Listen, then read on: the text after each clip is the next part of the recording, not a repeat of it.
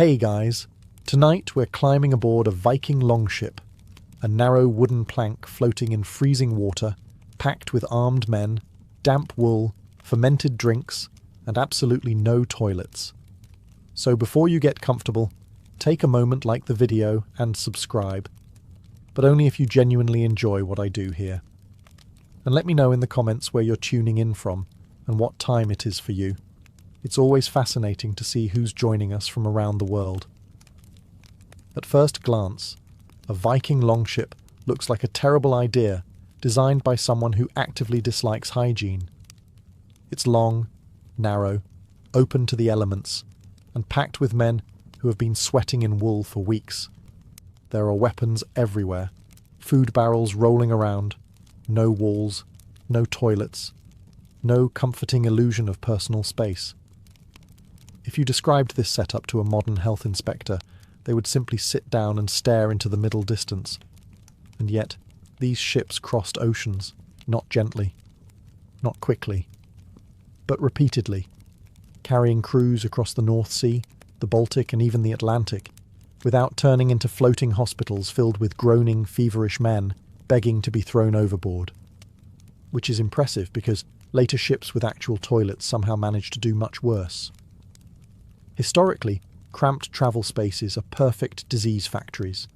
Waste builds up, food spoils, water turns suspicious, skin breaks down, someone gets a cut, that cut gets infected. Suddenly half the crew is reconsidering their life choices. This happened constantly on medieval and early modern ships, but not on Viking longships, at least not nearly as often as you'd expect. The reason wasn't Viking super immunity or a special diet of raw courage. It was something far less romantic. They refused to let anything sit long enough to become a problem. Vikings didn't design ships for comfort. They designed them for movement. Constant movement. Relentless movement. Nothing stayed still long enough to rot, including the crew, emotionally. The ship itself worked against disease. The open deck meant wind was always blowing. Surfaces dried quickly. Smells didn't linger. They fled for their lives. Sunlight hit everything directly, which germs famously hate, even if Vikings didn't know why. Salt spray washed across the deck like nature's extremely aggressive cleaning solution. And most importantly, the ship was not treated like a home. Homes collect clutter. Homes tolerate mess. Homes allow you to say, "I'll deal with that later." A Viking longship did not. Anything unpleasant was removed immediately, usually by introducing it to the ocean. To Vikings, the ship was a temporary survival device, not a cozy space, not a living room, not somewhere you emotionally unpack. It was a narrow wooden agreement between humans and the sea that said, "We will not make this worse than it already is." And surprisingly, that agreement worked. After accepting that Viking longships looked like floating hygiene violations, the next step is realizing that their most dangerous-looking feature, the open deck, was actually the thing keeping everyone alive. What looks primitive from a modern perspective turns out to be aggressively practical. Later ships tried to be comfortable. They added enclosed decks, cabins, walls, privacy. And with those luxuries came trapped air, damp corners, and a slow but steady build-up of smells that suggested something had gone deeply wrong. Viking ships skipped all of that. They were open to the sky, the wind, and whatever weather the sea felt like throwing that day. This meant one thing above all else. Air never stopped moving. Wind swept constantly across the deck, drying surfaces before bacteria could settle in and start a little community. Sweat evaporated. Damp clothing dried faster. Moisture, which germs absolutely adore, had no chance to linger. It was immediately bullied off the ship by the North Sea. Smells, too, were temporary.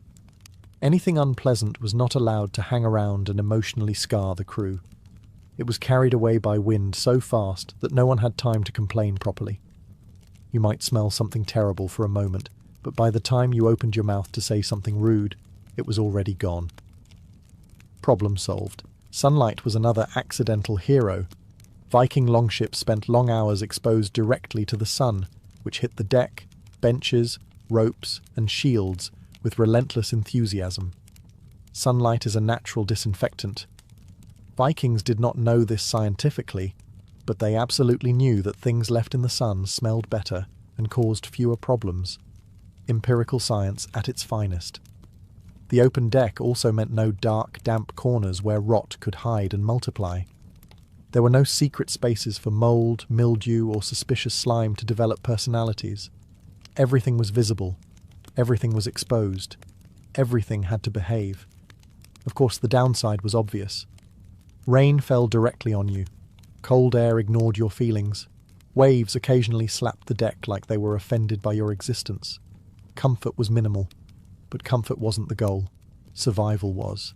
Vikings understood something later. Sailors forgot. Sealing people into wooden boxes at sea does not make them safer. It makes them sick. Viking ships forced cleanliness through exposure. If something was wet, it dried. If something smelled, it vanished. If something became a problem, everyone noticed immediately. The open ship didn't just carry Vikings across oceans. It quietly prevented their ship from becoming a floating petri dish, and that alone gave them a massive advantage. If there was one unbreakable rule on a Viking longship, it was this. Nothing unpleasant was allowed to hang around. Not people with bad attitudes, not rotten food, and absolutely not bodily waste. Vikings understood, in a very practical way, that sickness starts when filth lingers, so they made sure it didn't. Later sailors would invent complicated systems for storing waste, hiding it, or pretending it wasn't there. Vikings chose a simpler solution. When someone needed to relieve themselves, they did not look for a corner, a container, or a polite excuse.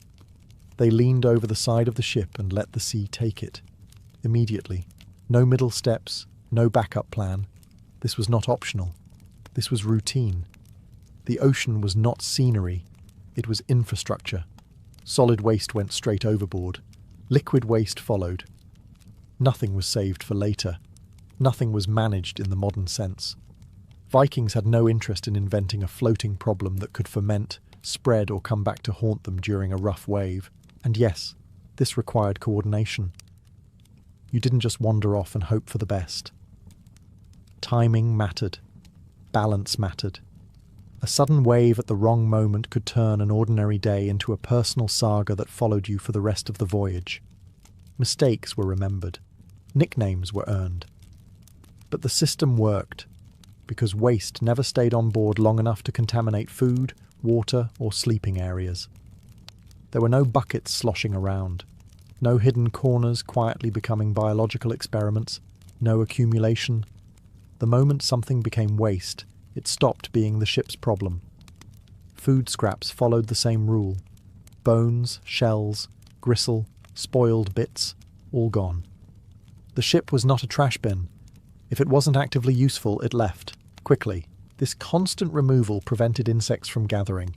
No flies, no rodents setting up camp, no smell strong enough to sink morale. The ship stayed relatively clean, not because Vikings scrubbed constantly, but because they refused to let dirt exist long enough to organise. It wasn't elegant, it wasn't dignified, but it was effective. Vikings didn't talk about hygiene the way we do. They didn't theorise. They didn't moralise. They observed results. Crews that kept waste moving stayed healthier. Crews that didn't last. So they built the rule into daily life. Waste leaves the ship. Immediately. No exceptions. And in a world without medicine, that simple rule probably saved more lives than any charm, prayer, or heroic saga ever did. Once you understand that Vikings refused to store waste on board, the next realization follows naturally.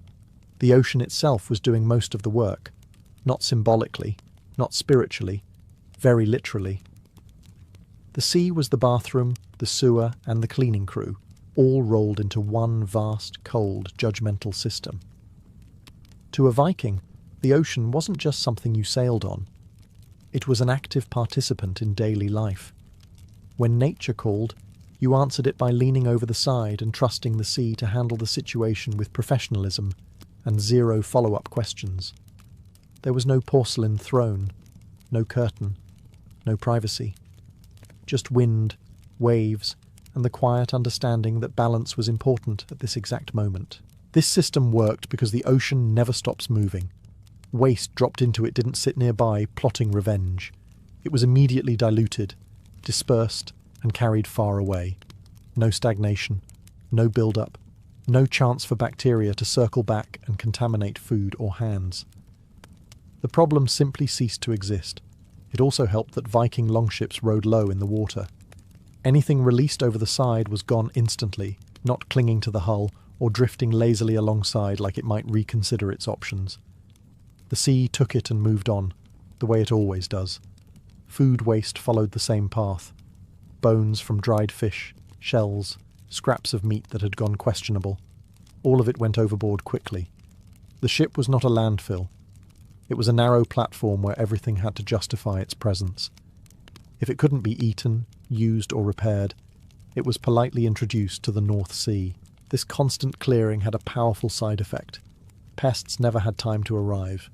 Rats, flies and insects thrive on leftovers and waste. Viking ships offered them nothing. There was no trash pile to attract them, no lingering smell to signal opportunity. Even if something did fall on deck, it didn't stay long enough to become interesting. Of course, this system required discipline. You didn't delay, you didn't get lazy, you didn't decide, I'll deal with that later. Later was how people got sick. Later was not welcome on a longship. Was it dignified? No. Was it comfortable? Also no. Was it effective? Extremely. The Vikings didn't need plumbing, chemicals, or written sanitation laws. They had something better.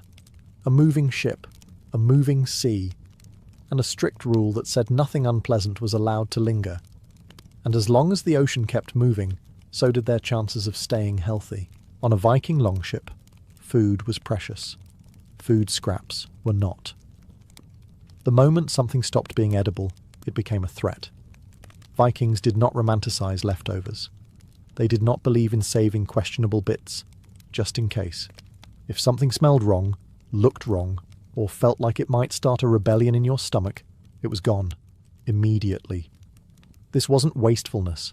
This was survival logic. Rotting food is an invitation, not just to illness, but to insects, mold, and a slow descent into misery. Vikings had learned, probably the hard way, that scraps hanging around long enough would turn a healthy ship into a floating apology letter to the gods. So they ran a tight operation. After meals, bones, shells, cartilage, and anything too tough or suspicious to eat were tossed overboard. Fish guts, gone. Mouldy bread, gone. That one piece of dried meat that tasted like regret, definitely gone. The ship was not a pantry. It was a transit space, and nothing stayed unless it earned its place. This constant clearing kept smells from building up. Smell matters more than people think. Smell is the first warning sign that bacteria are having a very good time. Vikings didn't need microscopes to know this. They followed their noses. If the ship started to smell off, something was already wrong. It also prevented pests from moving in. Rats, flies, and other opportunistic creatures rely on consistent food sources. Viking ships offered none. A rat might swim over once. It would find nothing to eat and immediately reconsider its life choices. Insects had no reason to gather. There was simply nothing for them. Food storage itself was designed to avoid spoilage. Dried fish, smoked meat, hard bread. Everything was preserved to last, not to impress. Fresh food was eaten quickly. Anything that couldn't survive a long voyage was consumed early or left behind. And here's the quiet genius. The open deck helped again. Airflow dried food faster. Sunlight slowed spoilage. Moisture, the true enemy, had nowhere to hide. This approach required discipline. You didn't get sentimental about scraps. You didn't hoard. You didn't experiment. You ate what was safe and removed what wasn't. Vikings understood something deeply practical. You don't get sick from hunger nearly as fast as you get sick from rot. So scraps were treated like enemies. They were identified quickly, and they were removed without hesitation. And that ruthless efficiency kept the ship healthy, one meal at a time. At this point, you might be wondering how Vikings handled drinking water, because surely that is where everything falls apart. Weeks at sea, wooden barrels, no refrigeration, no purification tablets. This should have been a disaster, and it would have been if Vikings had relied on plain water. They didn't. Vikings understood something instinctively that later sailors would repeatedly forget. Stored water goes bad. It grows things with opinions, things that make you regret every choice you've ever made. So instead of trusting water alone, Vikings leaned heavily on fermented drinks. Ale, beer, and other lightly fermented beverages were standard on longships. Not because Vikings were constantly partying, although morale certainly benefited, but because fermentation made these drinks safer to consume than stagnant water. The process killed harmful bacteria and created an environment that discouraged new ones from moving in and starting families. The result was a crew that was mildly buzzed, reasonably hydrated, and significantly less likely to die from waterborne illness. A strong strategic trade. These drinks were low in alcohol by modern standards. Think more liquid bread than blackout. Enough to preserve the drink and keep it safe, but not enough to make steering a longship feel like a personal challenge issued by the gods. Water was still carried, of course, but it was rationed carefully and consumed early in the voyage. Everyone knew it wouldn't last. Once it turned questionable, it was avoided. No one argued. Experience had already settled that debate. Fermented drinks also served another purpose. They masked unpleasant tastes and smells. If your cup didn't taste amazing, that was expected. It wasn't meant to. It was meant to keep you alive. Vikings were not picky. They were pragmatic. And let's be honest, a slightly sour drink was preferable to severe stomach distress in the middle of the ocean with no privacy and nowhere to lie down. Some problems compound. Vikings chose not to invite those problems on board. This system required planning. Barrels had to be sealed properly. Drinks had to be prepared in advance. Supplies had to be calculated carefully. It wasn't improvisation. It was logistics. Once again, Viking survival came down to understanding one simple rule. If something can spoil, it will. If something has already been stabilized, it's your friend. So, while later sailors suffered horribly from contaminated water, Vikings quietly sipped their fermented safety net and continued rowing. Not glamorous, not refined, extremely effective. And in the brutal math of survival at sea, that was more than enough. If fermented drinks were the Vikings' insurance policy against bad water, then salt was their quiet, unsung miracle substance. Salt wasn't seasoning. Salt wasn't luxury. Salt was a survival technology, and Vikings used it everywhere, whether they realized the science behind it or not. Nearly all food on a longship was aggressively salted. Fish, meat, even butter and cheese were packed in salt until they became tough, dry, and extremely unexcited about growing bacteria. Fresh food was eaten early in the voyage, before it could turn into a health risk. Everything else was preserved so thoroughly that microbes took one look and decided to live elsewhere. This mattered more than people realize. Food poisoning on land is unpleasant.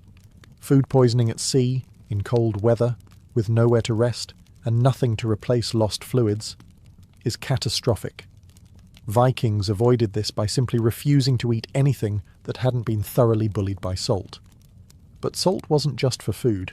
Hands were often rubbed with it after handling meat or fish. Deck surfaces absorbed it naturally from sea spray. Ropes, benches, shields. Everything slowly became salty just by existing on the ship. And salt, inconveniently for bacteria, dries things out. Dampness is where sickness thrives. Salt made dampness uncomfortable. The smell of a Viking longship wasn't pleasant, but it was revealing. It smelled briny, sharp, clean in a harsh coastal way. That smell wasn't rot. It was preservation. Modern people might wrinkle their noses, but medieval noses understood that salty air meant fewer problems. Salt also discouraged pests. Insects hate it. Rodents avoid heavily salted environments. Even mould struggles to get established when everything tastes like it has been aggressively seasoned by the sea itself. And then there was sweat.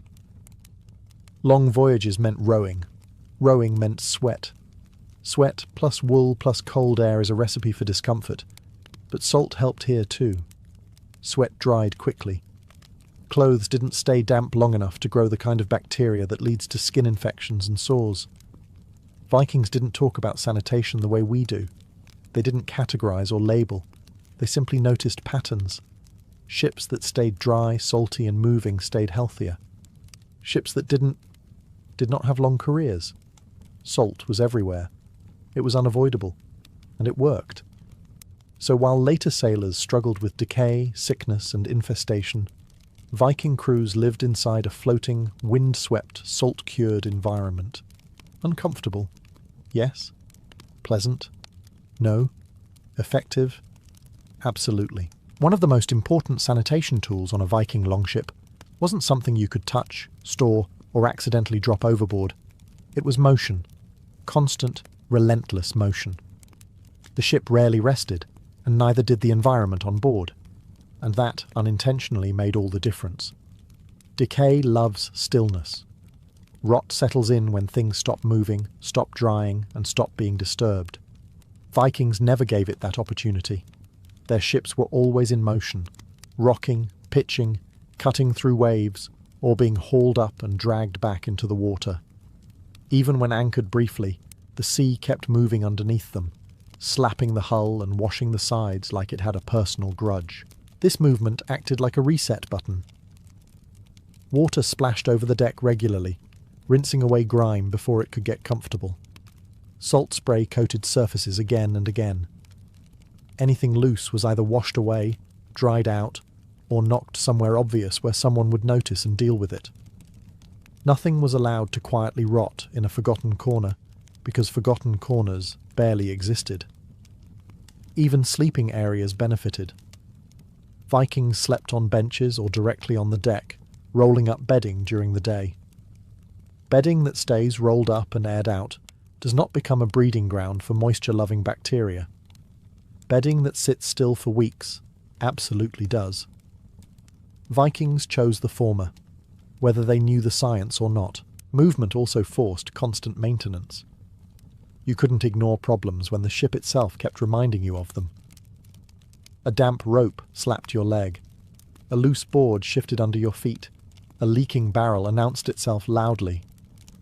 Problems were dealt with immediately, not because Vikings were neat freaks, but because ignoring them was dangerous. Later ships, with enclosed decks and static sleeping quarters, created the perfect environment for decay. Viking longships did the opposite. They exposed everything to motion, air, and attention. If something started to go bad, everyone noticed. And when everyone notices, something gets done. Even people were affected. Crew members were always adjusting their footing, shifting position, rowing, or bracing against waves. Blood kept moving. Bodies stayed active. Cold was unpleasant, but stagnation was worse. Vikings chose movement. It wasn't comfortable. It wasn't relaxing. It wasn't designed to be. But constant motion meant fewer damp surfaces, fewer hidden messes, and far fewer opportunities for sickness to take hold. In the end, Viking ships stayed healthy for the same reason they stayed fast. They never stopped moving long enough to let problems settle in and make themselves at home. And at sea, that mattered more than comfort ever could. After wind, salt, and constant motion, the Vikings' final accidental ally was something they never wrote sagas about, but relied on daily: sunlight. Not metaphorical enlightenment, actual, unforgiving daylight beating down on an open wooden deck. Viking longships had no roofs, no shaded corridors, no cosy corners where dampness could hide and start plotting. Everything on board was exposed to the sky. When the sun came out, and yes, even the North Atlantic gets sun occasionally, it hit every surface directly. Deck planks, benches, ropes, shields, clothing, and people all baked together in a shared, mildly uncomfortable experience. This mattered more than anyone at the time understood. Sunlight is one of nature's most effective disinfectants. It dries moisture, breaks down bacteria, and makes life extremely difficult for anything that thrives in darkness. Vikings didn't know the science, but they absolutely noticed the results. Things left in the sun stayed cleaner. Things kept damp turned problematic. The conclusion was obvious. Let the sun do its thing. Wet clothes were draped openly to dry. Bedding was aired out regularly. Gear was laid out instead of stacked in dark piles. Even food barrels were opened when possible to let air and light in, discouraging mould from getting ideas. If something smelled wrong, the solution was often, leave it in the sun and see if it behaves. Sunlight also discouraged pests. Insects prefer shade. Mould prefers darkness. Bacteria prefer moisture. Viking ships offered very little of any of these for long periods. Everything was bright, windy, salty, and exposed. Essentially the least inviting environment possible for microscopic freeloaders. Of course, this came with drawbacks. Sunburn existed. Glare existed. Long hours squinting at reflective water existed. Vikings endured all of it because the alternative was worse. A little discomfort in daylight was preferable to sickness in the dark. Later ships, with enclosed decks and shaded interiors, removed sunlight from daily life at sea. And with that removal came dampness, rot, and disease. Viking ships, by contrast, leaned fully into exposure. Nothing was hidden. Nothing was protected from the elements. And because of that, nothing had much chance to fester. So while sunlight might seem like a passive background feature, on a Viking longship it was an active cleaning agent, harsh, relentless, and impossible to ignore. The Vikings didn't worship the sun for sanitation, they just let it work. And once again, that quiet practicality kept them healthier than many sailors who came centuries later with far more technology and far worse results. This is usually where the modern imagination protests. Surely Vikings, men who sailed into icy storms and slept on wooden benches, didn't care about cleanliness. Surely grooming was optional. Surely everyone just accepted constant filth as part of the aesthetic. No, absolutely not. Vikings groomed themselves and they did it regularly. Not out of vanity, although that certainly didn't hurt, but because experience had taught them something simple. Neglect your body, and it will betray you at the worst possible time. Archaeology makes this painfully clear. Viking sites are filled with combs, tweezers, ear spoons, and grooming tools. These weren't rare luxury items. They were everyday objects, carried, used, and lost, often enough to show up all over the archaeological record. You don't carry a comb on a longship because you enjoy looking fabulous in a storm. You carry it because lice, skin infections, and sores are morale killers, and morale matters when everyone is rowing in the cold. Hair was kept clean and managed. Beards were trimmed. Clothing was shaken out, aired, and dried whenever possible. Dirt that stays wet turns into infection. Dirt that dries and flakes off becomes much less interesting. Vikings understood this without ever needing to name a bacterium. They also understood wounds. Cuts were inevitable. Rope burns, splinters, blisters, nicks from tools and weapons. An untreated wound at sea could become infected quickly. So wounds were cleaned, dried, and bound. Not gently, not delicately, but thoroughly enough to keep them from becoming a problem that spread. There was also social pressure. A longship was a shared space. If someone smelled especially bad, was visibly filthy, or allowed parasites to spread, everyone suffered. Viking crews were tight-knit and blunt. You were corrected quickly, usually with words, sometimes with looks that said, fix this or become the problem. And here's the quiet irony. Viking grooming routines were often more consistent than those of later sailors on enclosed ships.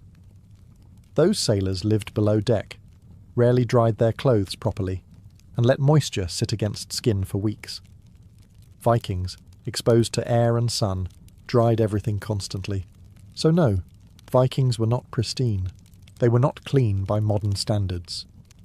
But they were managed. They kept themselves just clean enough to function, just clean enough to avoid sickness, just clean enough to keep the ship from turning into a medical crisis. and on a long voyage, that was more than enough. For all their toughness and bravado, Vikings were not romantic about illness. They didn't believe sickness made you noble, heroic, or spiritually interesting. Sickness was a liability, and on a longship, liabilities were dealt with quickly, quietly, and without sentimentality. If someone fell ill, it was not brushed off as, "He'll walk it off." Viking crews had learned through experience that one sick person could become many sick people if nothing was done. So illness was treated as a logistical problem, not a personal failing. The open design of the longship helped immediately. There were no enclosed rooms trapping breath and moisture. Sick crew members could be positioned downwind, away from food and shared gear. Airflow reduced the spread of whatever was causing the problem, even if no one could explain why it helped. It just did. Distance mattered. If someone was vomiting, feverish, or clearly unwell, they were kept apart as much as the ship allowed. This wasn't cruelty. It was prevention. Viking crews understood that close contact turned problems into disasters. Isolation was survival, not punishment. And here's where the brutality comes in, because Vikings were not gentle about this part. If someone became seriously ill and could not function, they were dead weight. That sounds harsh, but on a long voyage, it was reality. A crewman who could not row, steer, or fight endangered everyone. The ship did not slow down because one person was having a bad week. This doesn't mean sick people were immediately thrown overboard, but it does mean there was very little tolerance for ignoring symptoms or pretending everything was fine. Problems were confronted early because late intervention was worse. Minor illnesses were managed with rest when possible, warmth and whatever remedies were known. But prevention always came first. Clean surroundings, fresh air, no waste build-up, no rotting food, no damp bedding. These measures mattered far more than any treatment once sickness took hold. Later sailors often failed here. They hid illness. They kept sick men below deck. They let disease spread quietly until it exploded. Viking ships, exposed and communal, made hiding sickness almost impossible. Everyone saw everything. And because everyone saw it, everyone acted. The Vikings didn't need medical theory to understand one core rule. If you ignore sickness, it spreads. If you confront it early, it often doesn't. So illness was not ignored. It was managed, contained, and respected as a real threat. And that realism saved lives. If there is one thing worse than dozens of men sharing a narrow wooden ship, it is dozens of men sharing a narrow wooden ship with animals. Vikings understood this very clearly. Animals produce waste, constantly, enthusiastically. And unlike humans, they do not lean politely over the side when nature calls. So while animals absolutely existed in Viking life, they were carefully limited on long voyages. Short trips, coastal travel, or river journeys might include livestock. Long ocean crossings? Not a chance.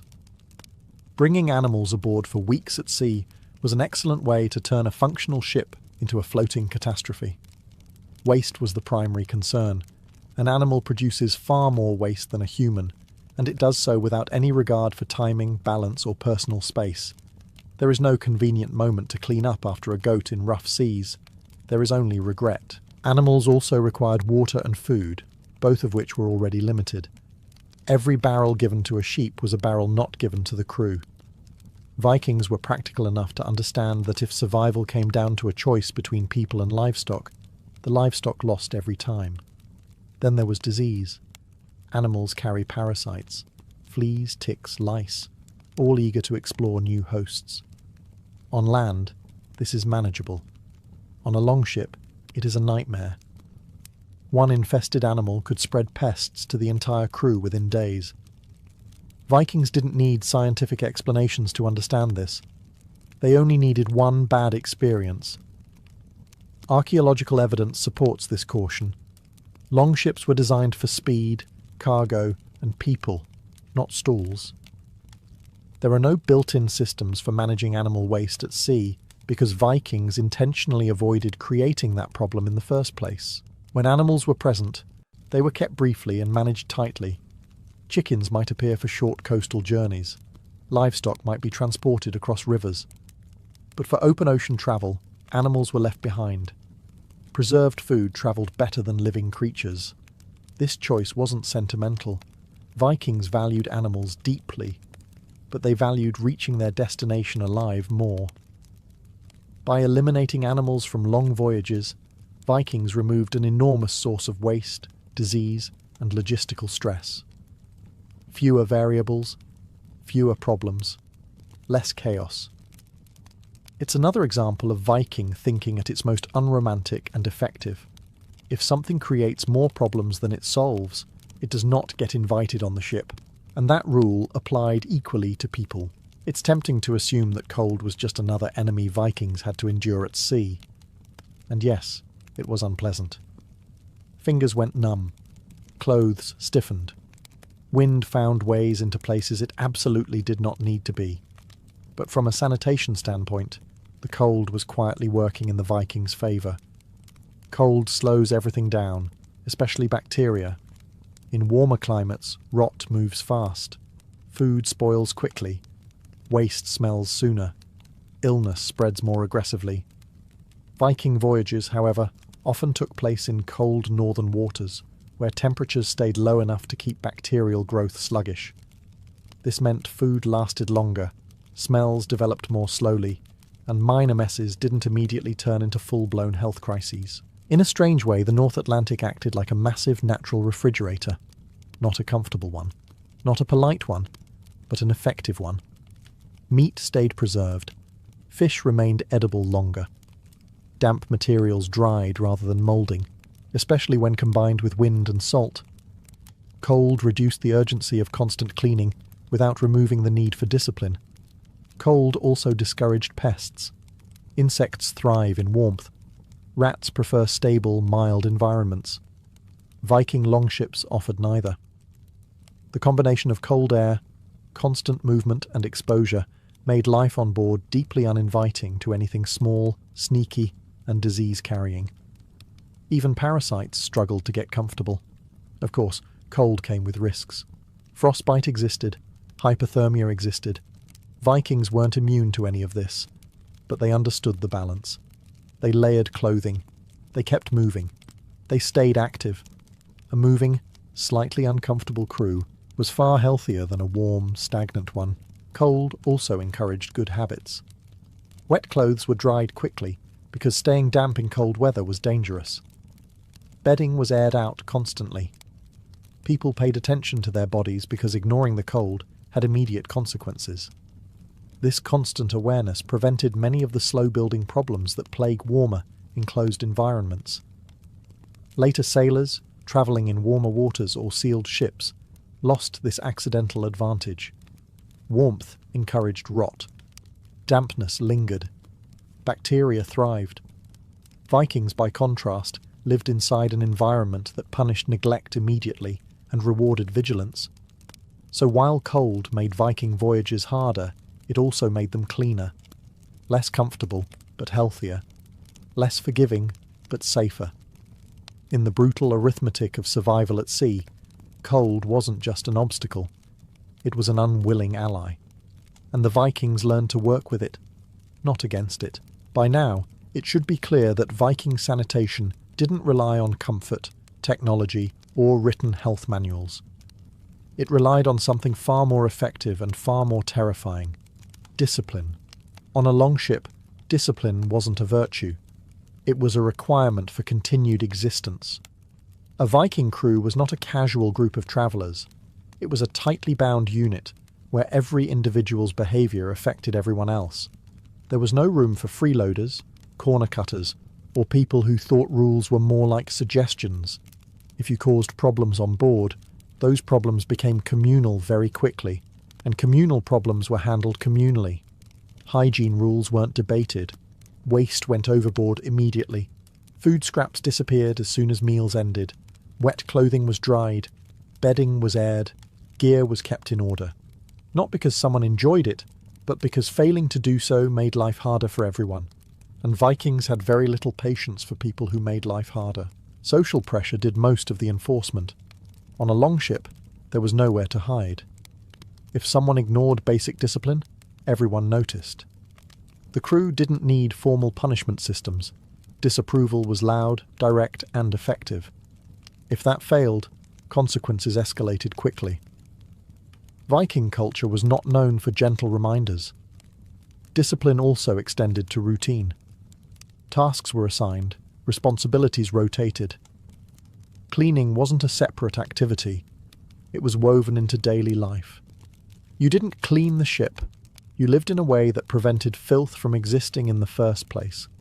This discipline created predictability. Everyone knew what was expected. Everyone knew the cost of failure. And everyone understood that discipline wasn't about authority. It was about survival. A disciplined crew stayed healthy.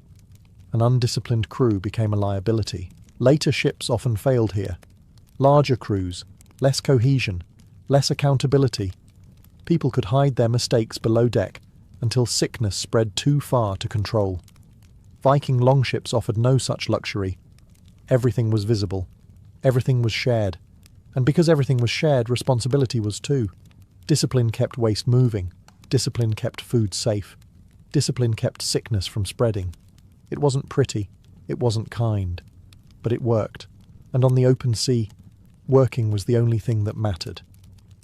When you step back and look at the whole picture, the real surprise isn't that Vikings managed waste on longships. It's that they managed it so well without ever calling it sanitation. No theories, no diagrams, no experts arguing in a longhouse about best practices. Just observation, experience, and a ruthless willingness to remove anything that caused problems. Vikings didn't survive at sea because they were fearless or immune to disease. They survived because they refused to let small problems become large ones. Waste never stayed long enough to ferment. Food never lingered long enough to rot. Water wasn't trusted once it turned suspicious. Sick people weren't ignored. Dampness wasn't tolerated. Nothing was allowed to settle into a comfortable, dangerous routine. Every part of life on a longship worked against disease. The ship itself was open, windy, and exposed to sun and salt. Waste went straight into the sea. Motion kept surfaces dry. Cold slowed bacterial growth. Salt preserved food and discouraged decay. Fermentation made drinks safer than water. Grooming reduced parasites. Discipline enforced all of it without debate. None of this was gentle. None of it was pleasant. But it was consistent. And consistency is what matters. Later sailors, with better ships and worse habits, often failed here. They trusted enclosed spaces. They stored waste. They ignored dampness. They hid illness. They assumed comfort meant safety.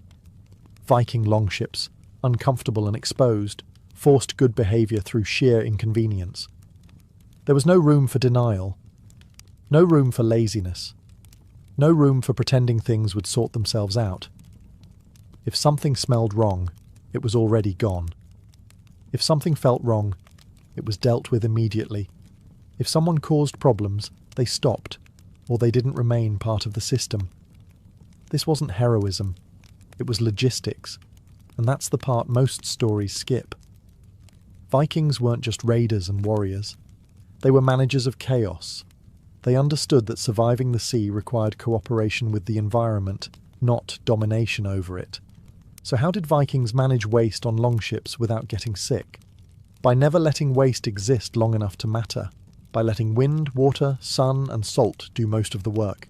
By enforcing discipline without mercy, and by accepting discomfort as the price of survival. Not glamorous, not cinematic, but effective. And in the end, effectiveness is why Viking ships crossed oceans and came back. Catherine the Great did not enter the world destined to rule Russia. She arrived in 1729 as Sophie of Anhalt-Zerbst, a minor German princess from a family that had a title but very little money, influence, or future. Her childhood was not filled with luxury or political grooming. It was filled with cold rooms, strict discipline, and a mother obsessed with appearances. Sophie learned early that survival depended not on affection, but on control. Control of behaviour, of emotion, and eventually of people. From a young age, Sophie showed a sharp, almost unsettling intelligence. She was not the most beautiful child, nor the most charming, but she watched everything. While others spoke, she listened. While others complained, she adapted. She devoured books on history, philosophy, and politics, quietly forming ideas far beyond what was expected of a small German noblewoman. She learned that power did not always belong to the loudest voice in the room. It often belonged to the most patient. Her opportunity arrived unexpectedly. Empress Elizabeth of Russia needed a bride for her nephew and heir, Peter. Sophie was selected not because she was extraordinary, but because she was convenient.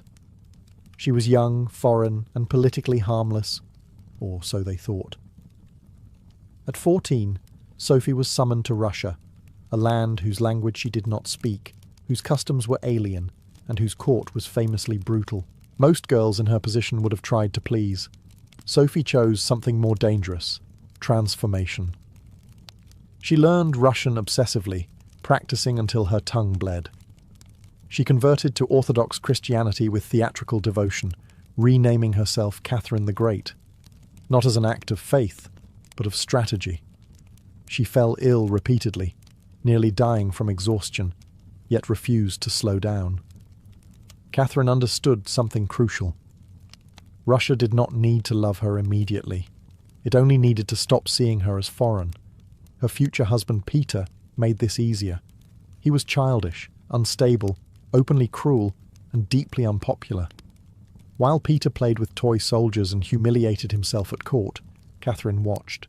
She built alliances quietly. She learned who mattered, who drank too much, who hated whom. She smiled when necessary and stayed silent when it was safer. By the time she reached adulthood, Catherine had already mastered the most important skill of her life, appearing harmless while becoming indispensable. She was still officially a nobody, a foreign wife trapped in a loveless marriage. But beneath the surface, something dangerous was forming. Not ambition alone, but discipline. And discipline, when paired with patience, would one day shake an empire. Catherine's marriage was not a partnership. It was a test of endurance. Her husband, Peter III of Russia, was everything a future ruler should not be. Petty, childish, insecure, and painfully unaware of how foolish he appeared to others. Where Catherine observed and calculated, Peter sulked and performed. He adored Prussia more than Russia, mocked Orthodox traditions, and seemed actively offended by the idea of responsibility. Their union, arranged purely for dynastic convenience, was cold from the start and only grew worse. Peter humiliated Catherine openly. He ignored her, insulted her, and surrounded himself with mistresses while making no effort to hide his contempt. The marriage remained unconsummated for years, not out of modesty or morality, but because Peter seemed far more interested in toy soldiers, crude jokes, and childish games than in his wife. At court, everyone noticed. Catherine, officially the future empress, was treated like a decorative afterthought. Yet this miserable arrangement taught her something invaluable. Power, she learned, often comes wrapped in incompetence. Peter's behaviour alienated nearly everyone: nobles, clergy, guards, and even the empress herself. Catherine did not protest or dramatise her suffering. She endured it. And while enduring, she studied. She read relentlessly. Voltaire, Montesquieu, Plutarch, Enlightenment thinkers filled her nights while her husband embarrassed himself during the day. Catherine began to imagine a version of rule built on reason, reform, and authority rather than tantrums. But imagination alone would not save her. She needed allies. Slowly, carefully, she cultivated relationships at court. She listened more than she spoke. She remembered favours. She showed interest in people Peter ignored or insulted. Guards found her polite and attentive. Courtiers found her intelligent and composed. Clergy found her respectful. Catherine was building something invisible but powerful: goodwill. Meanwhile, Peter continued to sabotage himself. His open admiration for Prussian enemies of Russia made him deeply unpopular. His cruelty towards servants and disrespect toward tradition hardened resentment. Catherine did nothing to stop him. Why would she? Every foolish decision he made widened the gap between them and strengthened her position by contrast. By the time Empress Elizabeth's health began to fail, Catherine understood the stakes. If Peter became emperor, her life would be in danger. Discarded wives did not retire quietly in Russia. They vanished. Catherine was no longer just surviving a bad marriage. She was preparing for a moment when survival would require something far bolder. She did not yet reach for power. She waited. And in Russia, waiting, patiently, silently, was often the most dangerous move of all. Catherine quickly understood that the Russian court was not governed by laws or morals, but by moods, loyalties, and fear. Titles mattered less than access. Bloodlines mattered less than proximity to power.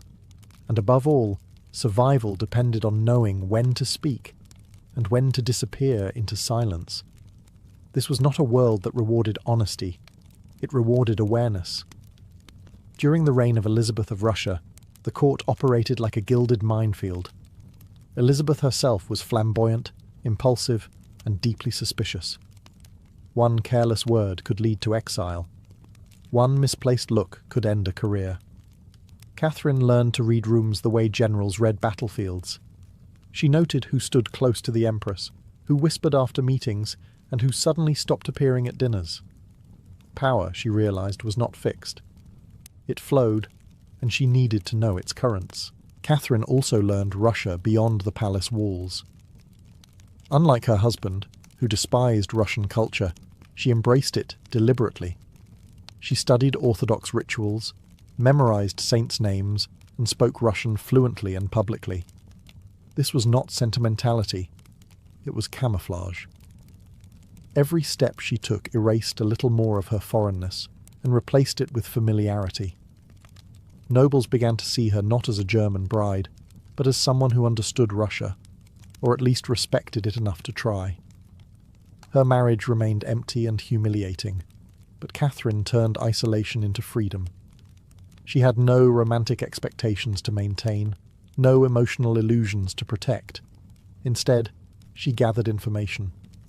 She learned which regiments were loyal to which commanders. She learned how bribes moved quietly through the court. She learned that the Imperial Guard, not laws or councils, ultimately decided who ruled. Catherine also learned something darker. Legitimacy was optional. Russia had a long tradition of coups, palace revolutions, and rulers who seized power first and justified it later. Bloodlines helped, but force decided. This realization did not frighten her. It clarified everything. While Peter alienated nearly everyone with his arrogance, Catherine did the opposite. She showed restraint. She displayed patience. She made herself useful. When Elizabeth fell ill repeatedly, Catherine remained visible but unobtrusive, present enough to be remembered, quiet enough to be trusted. By now, Catherine was no longer merely adapting. She was positioning. She had no army, no crown, and no official authority. Yet people listened when she spoke. They sought her opinion. They confided in her. Influence, she discovered, did not require a throne. Russia was teaching her its oldest lesson. Power was not inherited, it was taken. And Catherine was finally learning how. By the time Catherine reached her late 20s, she had accepted a truth that polite society preferred to ignore. Affection was currency. In a court where marriage was hollow and loyalty flexible, intimacy often did more political work than treaties ever could. Catherine did not romanticize this reality. She used it.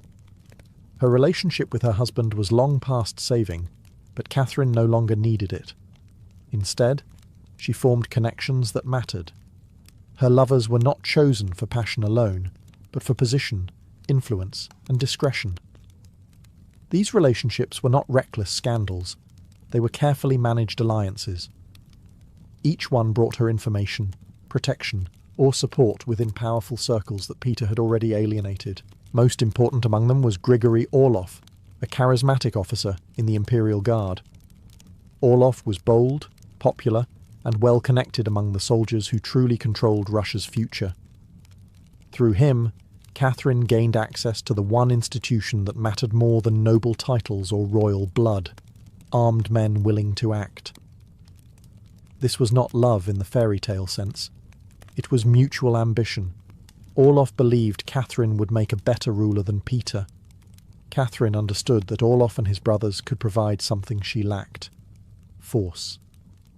Around them, a quiet network began to form. Officers, guards, and courtiers dissatisfied with Peter's behaviour found one another through whispered conversations and late-night meetings.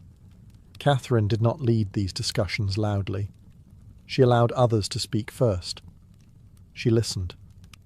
She let consensus build naturally. Meanwhile, Peter continued to destroy himself. He insulted Russian officers, threatened reforms that would strip the nobility of privileges, and openly planned to sideline Catherine once he became emperor. Rumours spread that he intended to divorce her or confine her to a convent, a polite way of erasing her existence.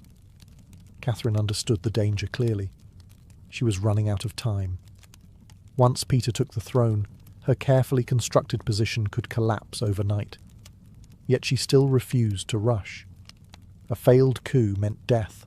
Hesitation meant survival. Until the moment it didn't. Behind closed doors, Catherine rehearsed a future that had once seemed impossible. She studied previous palace coups. She memorized mistakes. She learned that speed mattered more than legality, and confidence mattered more than permission. By now, Catherine was no longer simply enduring history. She was shaping it in secret. The conspiracies forming around her were not loud rebellions. They were quiet agreements built on a shared conclusion. Russia deserved better, and Catherine was ready to make herself the answer. The moment Catherine had been preparing for arrived in 1762, and it came faster than expected. Empress Elizabeth was dead.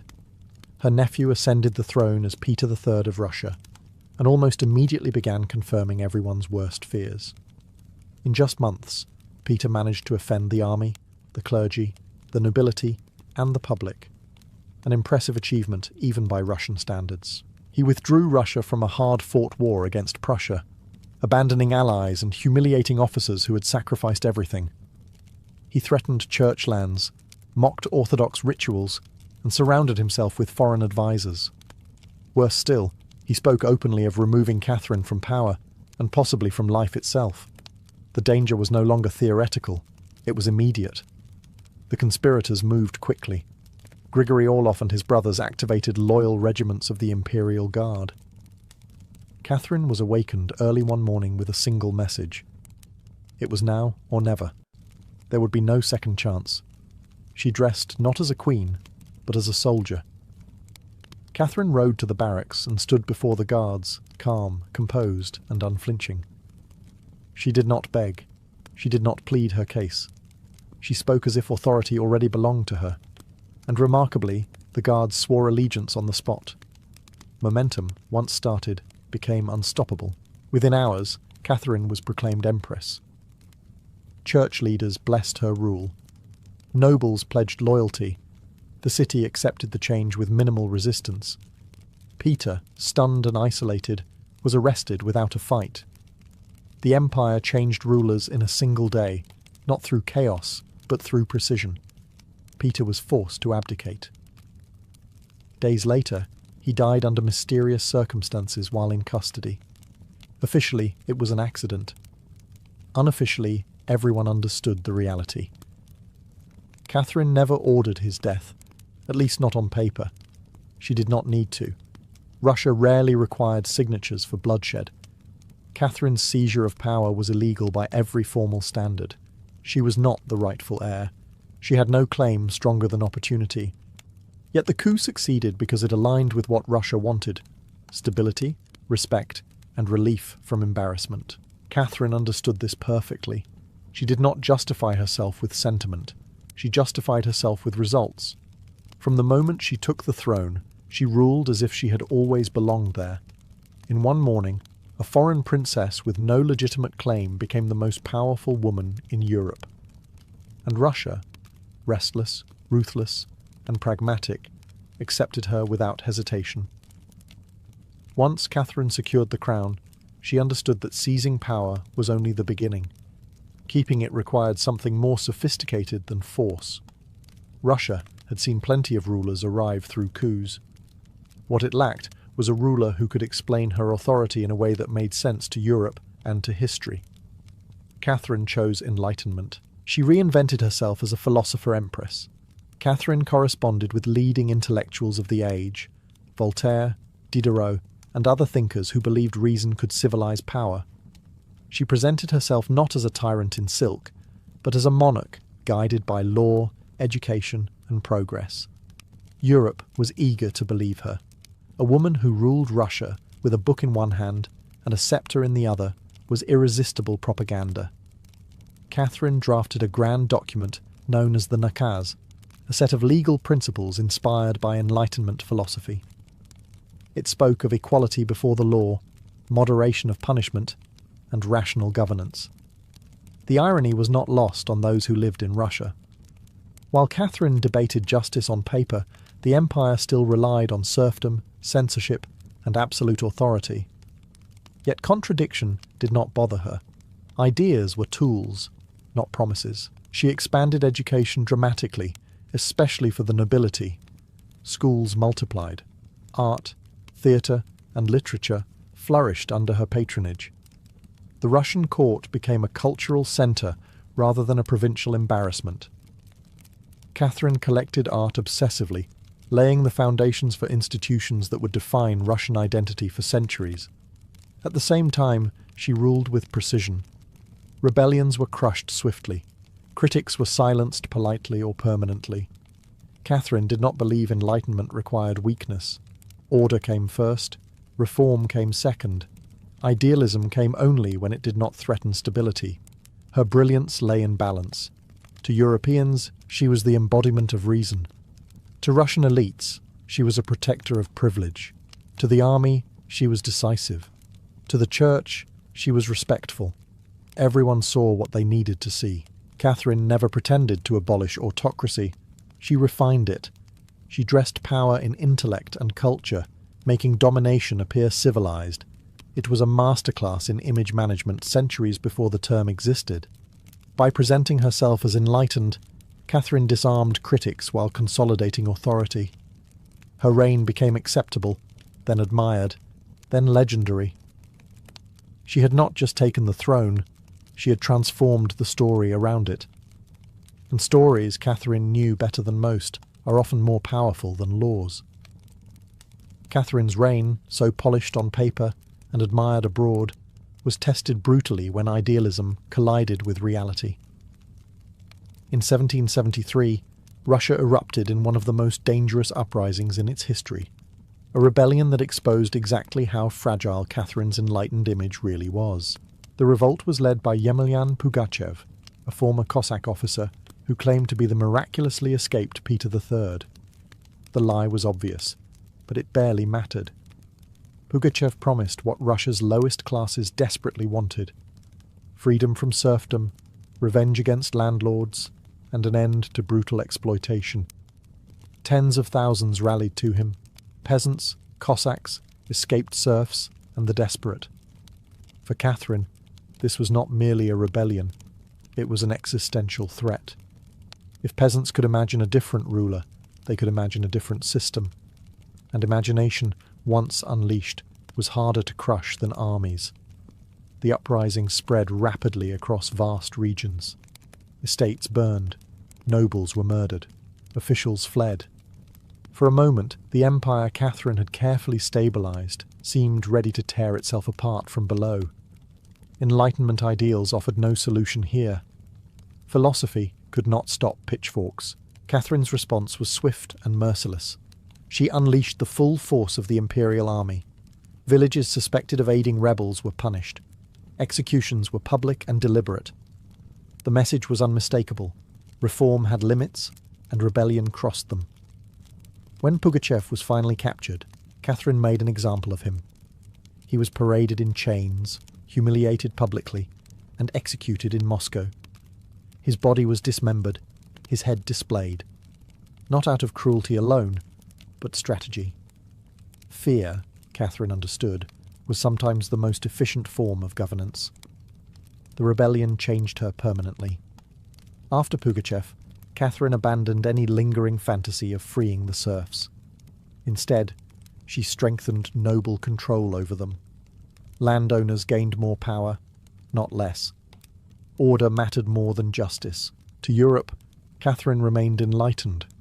To Russia, she became unmistakably absolute. The contradiction did not trouble her. Empires, she knew, were not held together by ideals, but by consequences. The rebellion had proven one thing beyond doubt. Catherine ruled not because she was kind, progressive, or beloved, but because she was willing to be feared when necessary. And that, in Russia, was the truest qualification of all.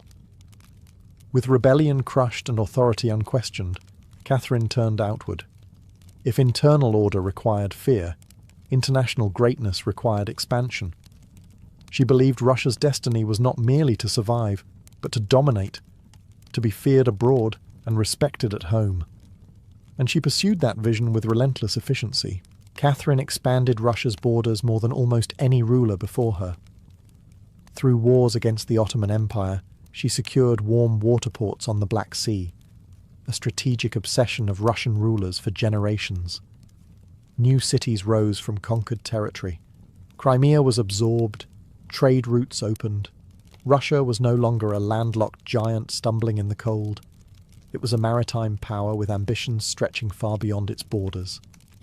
But Catherine's most controversial achievement came through diplomacy rather than war, the partitions of Poland. Alongside Prussia and Austria, she helped dismantle an entire kingdom piece by piece. There were treaties, justifications, and polite explanations. But the reality was simple. A weaker neighbour was erased because stronger empires found it convenient. Catherine justified this as stability. Poland, she argued, was chaotic and ungovernable. Russia was merely restoring order. In truth, she was extending influence while avoiding the costs of full-scale war. It was imperialism with paperwork. Under her rule, Russia's population grew, its territory expanded, and its prestige soared. European courts that once dismissed her as a usurper now treated her as a peer. Kings sought her approval. Philosophers praised her intellect. Diplomats feared her resolve. Yet expansion came at a price. Conquered peoples were absorbed without consent. Cultures were suppressed quietly. Resistance was managed, not solved. Catherine did not pretend empire was benevolent.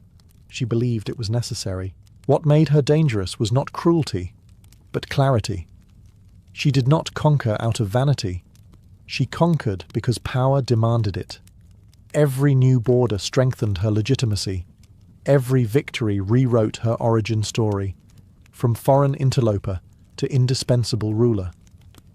By the end of her reign, Russia was unrecognizable from the state she inherited. Larger, stronger, more feared. Catherine had delivered what few rulers ever manage: results. And in the language of empire, results silence almost every question. By the time Catherine reached old age, she no longer needed to prove anything. She had ruled Russia for more than 3 decades, longer than most men, let alone women who seized power through a coup. The nervous foreign girl who once studied the court in silence was gone. In her place stood an empress who had reshaped an empire and bent Europe's opinion to her will. Catherine worked until the end. Even in her 60s, she maintained an exhausting schedule of correspondence, administration, and cultural patronage. She never stopped reading, writing, or governing. Power, for her, was not a phase of life. It was the structure of it. When she died suddenly in 1796, Russia did not collapse. That alone was proof of her success. Her son, Paul, inherited the throne, and immediately set about undoing many of her policies, driven by resentment and insecurity. Yet even his efforts could not erase her legacy. Catherine's reign had altered Russia too deeply. The empire she left behind was larger, stronger, and more self-confident than the one she had taken. History, however, has never known quite what to do with her. Catherine was brilliant, ruthless, enlightened, and brutal, sometimes all at once. She expanded education while deepening serfdom. She spoke of liberty while ruling absolutely. She championed philosophy while crushing rebellion without mercy. These contradictions were not accidents. They were choices. Her personal life became the subject of endless scandal, exaggeration, and rumour, often more graphic than accurate. Male rulers with dozens of mistresses were forgiven or admired. Catherine was caricatured. Her intellect was reduced to gossip. Her achievements were filtered through discomfort with female authority. Yet strip away the myths, and one truth remains. Catherine did what few rulers ever manage. She seized power illegally, justified it successfully, and governed so effectively that her origin story became irrelevant. Results erased legitimacy debates. Strength rewrote memory. She did not rule by pretending to be gentle. She ruled by understanding the world as it was, harsh, unequal, and unforgiving, and mastering it on her own terms. Catherine did not merely sit on the throne of Russia. She redesigned what it meant for a woman to wield absolute power and survive it. In the end, her greatest achievement was not conquest or reform. It was permanence. History did not remove her. It kept her. And that, for an empress who was never supposed to exist, is the ultimate victory. The space race did not begin with stars, wonder, or dreams of exploration. It began with suspicion. In the aftermath of World War II, the world fractured into two hostile visions of the future, led by the United States and the Soviet Union. Each believed the other was not just a rival, but an existential threat. Trust evaporated, ideology hardened, and technology became the ultimate weapon. Both superpowers understood something crucial. Whoever mastered advanced science would control the future. Missiles, radar, nuclear physics, all were already reshaping warfare. Space was simply the next extension of that logic. A rocket powerful enough to reach orbit was also powerful enough to deliver a nuclear warhead anywhere on Earth. Space exploration and military dominance were inseparable from the very beginning, no matter how poetic the speeches sounded later. Publicly, both nations spoke of progress and peace. Privately, they watched each other obsessively. Every test launch, every scientific breakthrough, every failure mattered. Falling behind was not embarrassing. It was dangerous. If one side gained technological superiority, the balance of power could collapse overnight. Space became a scoreboard for global dominance. The Cold War was not fought with armies clashing directly. It was fought through symbols, proxies, and demonstrations of capability. Space offered the perfect stage. It was visible, dramatic, and impossible to ignore. A satellite in orbit could be tracked by anyone with a radio. A successful launch could be broadcast around the world. Victory in space translated instantly into prestige on Earth. There was also fear beneath the ambition. Leaders on both sides worried constantly about surprise attacks, technological gaps, and worst-case scenarios. Intelligence agencies warned of catastrophic consequences if the enemy achieved rocket superiority. Scientists were pressured to move faster. Engineers were pushed beyond safe limits. Politics seeped into laboratories. Ordinary citizens felt it too, even if they did not fully understand the technology. Civil defense drills, fallout shelters, and ominous news reports created a background hum of anxiety. Space was no longer distant and abstract. It was directly connected to survival. By the late 1940s and early 1950s, the path was set. Rockets would rise not because humanity was ready to explore the cosmos, but because two superpowers were terrified of standing still. Space would become the ultimate arena where ambition, fear, pride, and ideology collided. Far above the planet, but deeply rooted in its conflicts. The space race was never just about leaving Earth. It was about proving who deserved to shape it. On an October night in 1957, the world tilted slightly off its axis. The Soviet Union launched a polished metal sphere no larger than a beach ball into orbit. It had no cameras, no scientific instruments of real complexity, and no crew. All it did was beep. Yet that simple sound, echoing through radio receivers across the globe, triggered one of the greatest psychological shocks of the 20th century. The satellite was Sputnik 1, and it changed everything. For the first time, humanity had placed an object into orbit around Earth. More importantly, the Soviets had done it first. In the United States, the reaction was immediate and visceral. Newspapers spoke of humiliation. Politicians demanded answers. Ordinary citizens stared at the sky knowing that something Soviet was passing overhead every 96 minutes. The fear was not about science, it was about missiles. If Moscow could launch a satellite into orbit, then it could launch nuclear weapons across continents. The technological gap Americans had assumed did not exist suddenly felt enormous. Confidence collapsed overnight. Schools began emphasizing science and mathematics. Defense budgets ballooned. The term missile gap entered public consciousness, whether it was real or not. For the Soviet leadership, Sputnik was pure propaganda gold. It proved that socialism could out-engineer capitalism. It embarrassed the West on a global stage and energized allies around the world. The beeping satellite became a symbol of modernity, discipline, and scientific prowess. Nikita Khrushchev understood this immediately. He demanded bigger, bolder demonstrations. Within weeks, the Soviets followed with Sputnik 2, carrying a dog named Laika. The ethical cost was high, but the political message was clear. The USSR was willing to push further, faster, and harder. Space had become theatre. In Washington, panic turned into resolve. The failure was framed as a national crisis. Committees were formed, agencies reorganized. The lesson was brutal but simple. Hesitation meant humiliation. Sputnik was small, primitive, and short-lived. Yet its impact was immense. With one orbiting object, the space race shifted from theory to reality. The race was no longer about who might reach space first. It was about who would catch up, and who would fall permanently behind. And the beeping continued, a reminder that the Cold War had reached the sky.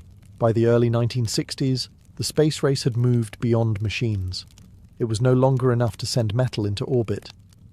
The next question was unavoidable and terrifying. Could a human survive the journey? The answer would not just demonstrate technological mastery. It would define national prestige. The Soviet Union moved first again. On an April morning in 1961, Yuri Gagarin was strapped into a small spherical capsule barely larger than his body. There was no real control system. If something went wrong, there would be no rescue. Gagarin understood this. So did his superiors. The mission was as much faith as engineering. When Gagarin's spacecraft completed a single orbit around Earth and returned safely, the victory was immediate and overwhelming. He became the first human to leave the planet. The image of a smiling Soviet pilot circling the globe was irresistible propaganda. He was young, calm, and heroic, the perfect symbol of socialist success. For the United States, the effect was crushing. Two Soviet firsts now defined the space race: the first satellite and the first man in space. American leaders feared that global opinion was slipping away. If the USSR could dominate space, what else could it dominate? Military power, influence in newly independent nations. The fear went far beyond orbit. Inside the American space program, pressure exploded. Engineers were told speed mattered more than comfort. Risk became acceptable. Perfection was a luxury no one could afford. Test pilots volunteered knowing the odds were grim. Failure would be public. Success had to be spectacular. The race had also turned deeply personal.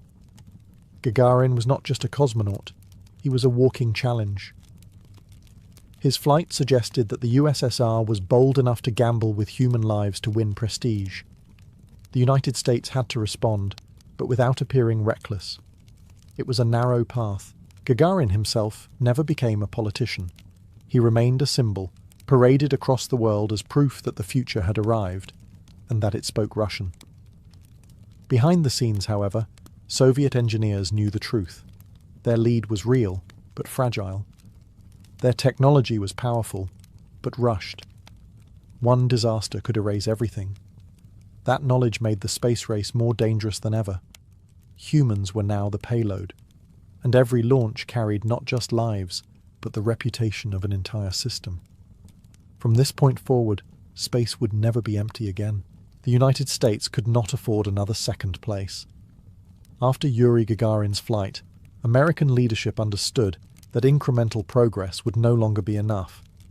A dramatic response was required, something so bold that it would reset the entire competition. In 1961, President John F. Kennedy delivered that response with a single sentence that stunned both allies and rivals. America would land a man on the moon and return him safely to Earth. The moon was not chosen for scientific necessity. It was chosen for visibility. Everyone could see it. Everyone would understand the achievement. Reaching the moon required rockets more powerful than anything previously built, navigation systems of unprecedented accuracy, and an industrial effort bordering on madness. That was the point. The goal was so extreme that success would be undeniable. Kennedy's announcement transformed space into a national obsession. What had been a scattered collection of military and civilian projects was unified under one banner. The newly formed NASA was handed immense authority and an almost unlimited budget. Engineers, mathematicians, and technicians were pulled from universities and factories across the country. Entire cities were reshaped around launch sites and research centres. This was not a peaceful scientific endeavour. It was a mobilisation. Schedules were brutal, failures were hidden when possible, and explained away when not. Rockets exploded. Capsules malfunctioned. Astronauts trained knowing that survival was uncertain. Yet the pressure never eased. Falling behind was unthinkable. The moon program also served another purpose. It reassured the American public. After Sputnik and Gagarin, confidence had been shaken. The moon promise offered redemption. It suggested that the United States was not losing the future. It was merely preparing a decisive move. Across the Iron Curtain, Soviet leaders watched carefully. The American plan was risky and expensive, but if it worked, it would eclipse every Soviet achievement to date. The USSR continued its own lunar ambitions, but internal rivalries and secrecy slowed progress. Unlike the American program, Soviet space efforts were fragmented and often competed internally for resources. The moon became more than a destination. It became a deadline, a finish line visible to the entire world. From that moment on, every launch, every test, and every failure on both sides was measured against one question: who would reach the moon first? The space race had entered its most dangerous phase, one where victory demanded everything. The race to the moon demanded speed, and speed demanded sacrifice. Behind the clean footage of launches and confident press conferences was a darker reality. Space exploration was lethal. Rockets were unstable. Computers were primitive. Margins for error were microscopic. And both superpowers knew that failure was not just possible, it was inevitable. In the United States, that reality became impossible to ignore in 1967. During a routine ground test, a fire tore through the Apollo 1 command module, killing 3 astronauts trapped inside. The capsule, filled with pure oxygen and lined with flammable materials, became an inferno in seconds. The tragedy shocked the nation and exposed how political pressure had pushed engineering beyond safe limits. Publicly, the United States mourned. Privately, the program froze. Engineers rewrote systems from scratch. Design philosophies changed overnight. Safety, once secondary to speed, was forced back into the conversation. The delay was costly, but essential. Without it, the moon program would never survive. The Soviet Union faced its own disasters, many of them hidden. Cosmonauts died in training accidents. Rockets exploded on launch pads. Entire crews were lost, but secrecy kept these failures out of international headlines. The Soviet strategy relied on silence. A failure not acknowledged could not weaken propaganda. Yet the human cost was real. Engineers worked knowing that mistakes could kill friends and colleagues. Test pilots climbed into experimental vehicles with minimal escape options. Both sides accepted a grim truth. Space exploration, under Cold War conditions, was warfare without bullets. Despite the risks, neither side slowed. Each disaster hardened resolve. Each funeral became justification for pushing forward. The dead were framed as heroes, sacrifices on the altar of progress. Questioning the mission became politically unacceptable. What made this phase especially cruel was its invisibility. The public saw success or silence, never the full price. Only decades later would the extent of the losses become clear. The space race was no longer a contest of imagination. It was a trial of endurance. How much failure could a nation absorb? How many lives could be lost before the dream collapsed under its own weight? For both superpowers, the answer was unsettling. As many as it took. By 1969, the space race had narrowed to a single moment. Years of explosions, funerals, redesigns, and political pressure converged on one mission that could not fail. If the United States succeeded, it would redefine the race. If it failed, the humiliation would be permanent. The mission was Apollo 11. 3 astronauts were launched atop a rocket taller than a skyscraper, powered by controlled explosions and hope. The technology was breathtakingly fragile. The onboard computer had less processing power than a modern calculator. A single serious malfunction would mean death, broadcast live to the world. As the spacecraft approached the moon, tension spiked. The lunar module began its descent, and immediately ran into trouble. Alarm sounded. Fuel dropped dangerously low. Mission Control calculated options in seconds. Abort or continue. There was no margin left for hesitation. Commander Neil Armstrong took manual control, steering away from a hazardous landing zone while fuel ticked down to seconds. When the module finally touched the surface, the words spoken were understated, almost absurdly calm. Yet across Earth, people held their breath. Hours later, Armstrong descended the ladder and stepped onto lunar soil. The act itself was simple. 1 foot placed on dust untouched for billions of years. But symbolically, it ended the space race. The image of an American astronaut standing on the moon was unmistakable. No satellite, no orbit, no propaganda victory could rival it. The Soviet Union watched in silence. They had led early. They had taken enormous risks, but they had lost the finish line that mattered most. The moon landing shifted global perception overnight. The United States was no longer catching up. It had won. Yet something unexpected happened. For a brief moment, the competition softened. People around the world, even in rival nations, watched together.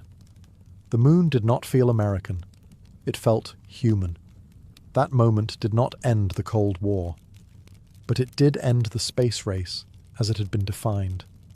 The ultimate symbol of technological dominance had been claimed.